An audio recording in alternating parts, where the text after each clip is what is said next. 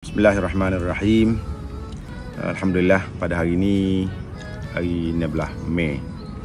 Setiap tahun 16 Mei ini disambut sebagai Hari Guru.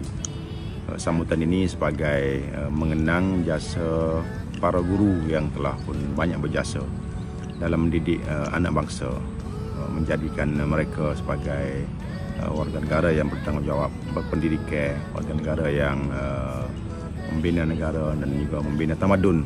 Sudah pasti jasa besar inilah yang perlu diraikan, walaupun peranan dan juga jasa guru ini sebenarnya perlu diraikan pada bila-bila masa.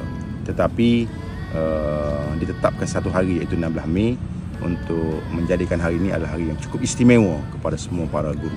Sudah pasti jasa para guru, jasa cikgu, ustaz, tok guru dan semua pihak yang terlibat mendidik anak bangsa, mendidik masyarakat, mendidik generasi untuk menjadi insan yang bertakwa, insan yang berguna adalah besar di sisi Allah Subhanahu Wa Taala, dan juga akan mendapat ganjaran yang baik di sisi Allah Subhanahu Wa Taala. Terima kasih semua para guru, khususnya guru-guru saya sendiri yang telah pun mendidik saya sehinggalah menjadi insan yang ada pada hari ini, dan juga semua para guru yang lain yang sentiasa tidak jemu-jemu mendidik anak bangsa kita, insya-Allah. Semoga kita semua diganjari dengan ganjaran yang baik mungkin dan menjadi ilmu dan juga pengetahuan yang kita curahkan kepada anak-anak murid ataupun generasi kita ini adalah sebagai satu aset kita di akhirat nanti. Nabi bersabda, 3 perkara akan menjadi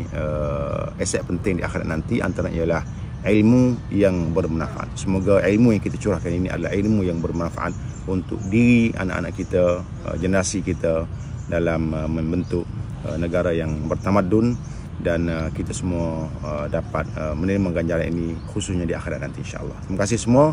Sekian, wassalamualaikum warahmatullahi wabarakatuh.